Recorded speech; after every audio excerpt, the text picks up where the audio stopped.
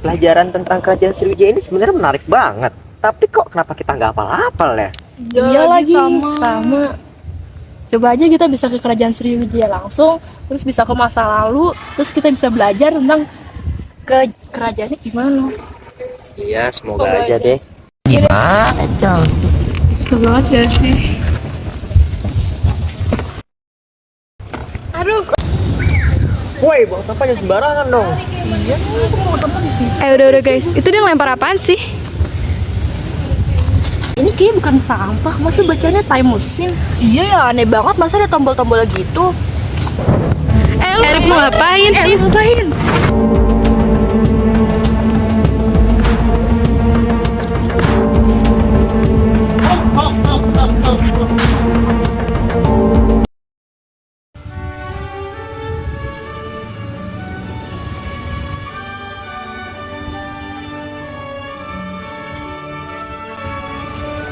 Guys, ini kita di mana? Iya, di mana ya? Wah, guys, itu siapa sih? Lu siapa? Lu yang tadi ngelempar-ngelempar barang ya? Ngapain juga lu ngelempar-ngelempar barang pakai gitu? Selamat datang di zaman Kerajaan Sriwijaya. Dan selamat juga karena kalian telah diberikan pengetahuan mengenai kerajaan ini. Hahaha. Untuk kembali ke masa depan, kalian harus menjawab semua pertanyaan yang saya ajukan. Bagaimana awal berdirinya Kerajaan Sriwijaya? 2. Hal-hal menarik apa saja yang terjadi pada masa Kerajaan Sriwijaya? 3. Apa saja penyebab bubarnya Kerajaan Sriwijaya? Semua pengetahuan yang kalian butuhkan sudah kuberikan. Berusahalah kalian semua.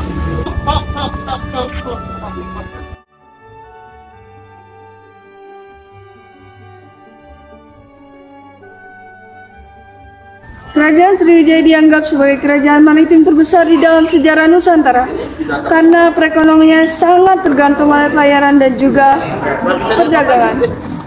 Terdapat di sekeliling saya itu laut dan juga pepohonan.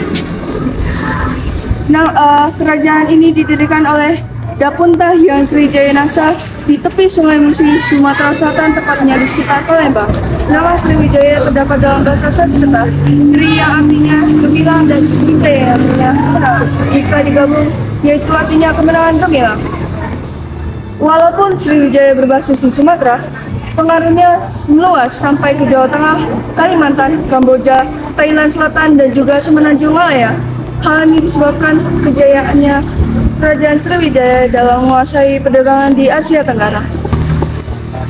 Banyak catatan tertulis mengenai keberadaan Kerajaan Sriwijaya ini, salah satunya Prasasti Kedukaan Bukit yang didirikan pada tahun 683 Masehi. Prasasti ini menceritakan tentang Dapunta Hyang Sriwijaya Nasa yang melakukan kampanye penaklukan dengan membawa 20.000 tentara dan juga 1.312 kru pendukung. Saat itu ada pendeta Buddha dari dinasti Tang yang bernama Itzi yang menceritakan perjalanannya menuju India. Ia singgah di Palembang selama 6 bulan dan mendalami bahasa Sanskerta bersama gurunya yaitu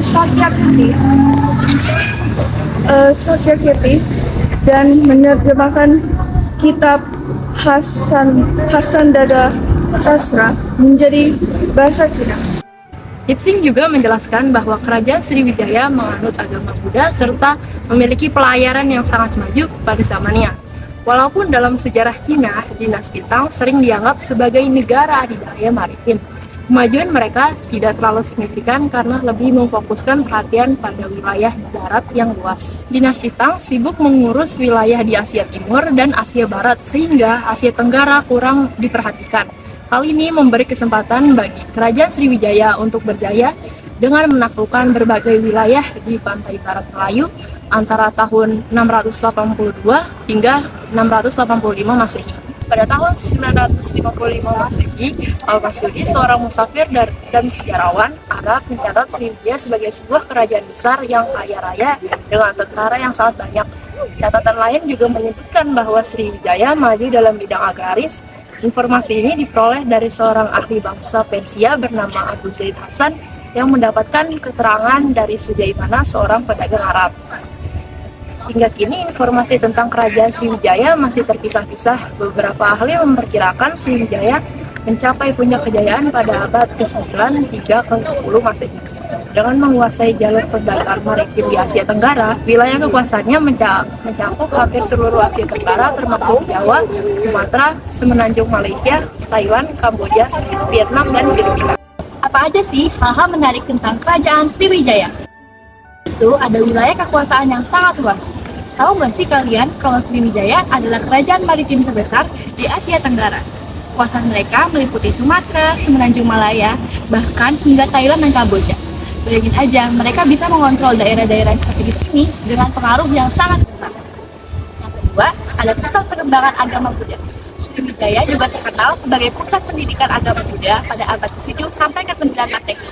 Banyak biksu dari berbagai negara datang untuk belajar di Sriwijaya sebelum melanjutkan perjalanan ke India ke vihara terkenal di Nalanda yang didirikan oleh Raja Balaputra Dewa. Bukti lain, Sriwijaya juga banyak prasasti dalam bahasa Sanskerta, Melayu kuno, dan Jawa kuno. Ini menunjukkan kemajuan budaya dan intelektualnya yang luar biasa. Yang ketiga, ada penguasa perdagangan dunia maritim. Sriwijaya pernah menjadi pusat perdagangan dunia loh. Berada di posisi strategis Selat Malaka, mereka menguasai jalur perdagangan antara kerajaan-kerajaan di Barat dan Tiongkok. Pedagang asing yang melewati wilayahnya bahkan diwajibkan memakai kapal milik Sriwijaya. Hal ini memberi kerajaan Sriwijaya keuntungan besar dalam perdagangan internasional. Yang keempat, strategi cerdas untuk menguasai lautan. Keberhasilan Sriwijaya menguasai lautan tidak terjadi begitu saja. Mereka punya strategi hebat. Sriwijaya melemahkan kerajaan-kerajaan pesisir di sekitar Sumatera, Jawa, dan Semenanjung Malaya, sekaligus mengontrol jalur pelayaran internasional. Mereka juga menjalin hubungan politik dengan daerah bawahan, memperkuat kerjasama dengan Tiongkok, dan menjaga perairan mereka dengan pertahanan laut yang kuat. Cerdas banget kan? 5. Hubungan dagang dengan bangsa asing. Sriwijaya menjalin hubungan erat dengan Cina dan India. Catatan dinasti Tang menyebut Sriwijaya sering mengirimkan duta ke Cina. Di India, kerajaan Chola menjalin kerjasama, terutama dalam pengembangan agama Buddha Mahayana. Hubungan ini menunjukkan bahwa Sriwijaya tidak hanya berjaya di bidang maritim, tetapi juga dalam diplomasi budaya dan agama. 6. Peran orang laut dalam keamanan wilayah. Untuk menjaga perairannya, Sriwijaya bekerja sama dengan orang laut, yaitu pengembara atau bajak laut yang andal dan berpengalaman. Mereka bertugas menjaga kawasan penting seperti Selat Malaka. Sebagai imbalan, Sriwijaya memberikan upeti yang berasal dari pajak perdagangan. Strategi ini membuat perairan Sriwijaya tetap aman dan mendukung aktivitas perdagangan. Lokasi di Sungai Musi. Sriwijaya berada di tepi Sungai Musi, Palembang, namun jejaknya sulit ditemukan karena bangunan kerajaan sebagai yang besar terbuat dari kayu yang mudah rapuh. Hanya sedikit peninggalan seperti reruntuhan candi batu, bata, dan prasasti yang menunjukkan adanya pelabuhan besar di masa lalu. 8. Kemajuan teknologi perkapalan. Sriwijaya unggul dalam teknologi perkapalan. Kapal-kapal besar dengan konstruksi berlapis ganda berhasil mereka buat untuk meningkatkan daya apung dan ketahanan. Kapal ini sangat penting dalam mendukung aktivitas perdagangan lintas negara. Peran Kerajaan Sriwijaya. Kerajaan Sriwijaya yang mencapai puncak kejayaannya pada abad ke-8 hingga ke-9 Masehi mengalami kemunduran dan akhirnya runtuh pada abad ke-13 hingga ke-14 Masehi. Nah, faktor penyebab dari keruntuhan kerajaan Sriwijaya ini, yang pertama adalah kepemimpinan yang lemah. Setelah wafatnya Raja Balaputra Dewa, Sriwijaya tidak memiliki pemimpin yang mampu mempertahankan stabilitas dan kejayaan kerajaan. Kepemimpinan yang kurang efektif ini menyebabkan menurunnya kepercayaan rakyat dan melemahnya struktur pemerintahan. Nah, yang kedua adalah serangan dari kerajaan Chola Mandala. Pada tahun 1017 dan 1025, Raja Rajendra Chola I dari dinasti Chola di India Selatan melancarkan serangan besar terhadap Sriwijaya. Serangan ini mengakibatkan kerugian signifikan, termasuk penurunan kekuatan militer dan hilangnya beberapa wilayah penting. Nah, yang ketiga adalah peperangan dengan kerajaan Jawa. Sriwijaya terlibat dalam konflik dengan kerajaan-kerajaan di Jawa, seperti serangan dari Raja Dharmawangsa pada tahun 992 Masehi. Peperangan ini menguras sumber daya dan melemahkan kekuatan militer Sriwijaya. Nah, yang keempat, melemahnya kekuatan militer. Konflik internal dan eksternal menyebabkan penurunan kekuatan militer Sriwijaya. Lemahnya pertahanan ini membuat kerajaan rentan terhadap serangan dari kekuatan asing dan pemberontakan internal. Nah, yang kelima adalah lepasnya wilayah kekuasaan. Setelah serangan dari dinasti Chola, beberapa wilayah di bawah kekuasaan Sriwijaya mulai melepaskan diri. Hilangnya kontrol atas daerah-daerah ini mengurangi sumber daya dan pengaruh politik kerajaan. Yang keenam adalah masuknya pengaruh Islam. Penyebaran Islam di wilayah kekuasaan Sriwijaya menyebabkan perubahan dalam dinamika sosial dan juga ekonomi. Beberapa daerah mulai mengadopsi Islam dan melepaskan diri dari pengaruh Sriwijaya yang berkontribusi pada fragmentasi kerajaan. Yang ketujuh adalah ekspedisi Pamalayu oleh Kerajaan Singasari. Pada akhir abad ke-13, Kerajaan Singasari di Jawa Timur mengirimkan ekspedisi Pamalayu yang bertujuan untuk menguasai wilayah Sumatera dan melemahkan pengaruh Sriwijaya. Nah, ekspedisi ini semakin memperlemah posisi Sriwijaya di kawasan tersebut. Pada abad ke-11, jalur perdagangan maritim mulai bergeser ke arah barat dengan munculnya pelabuhan-pelabuhan baru seperti Malaka yang menawarkan posisi strategis dan efisiensi lebih tinggi, sehingga secara perlahan mengurangi dominasi Sriwijaya dalam perdagangan internasional, melemahkan pendapatan dari pajak, serta mempercepat penurunan kekuatan ekonominya.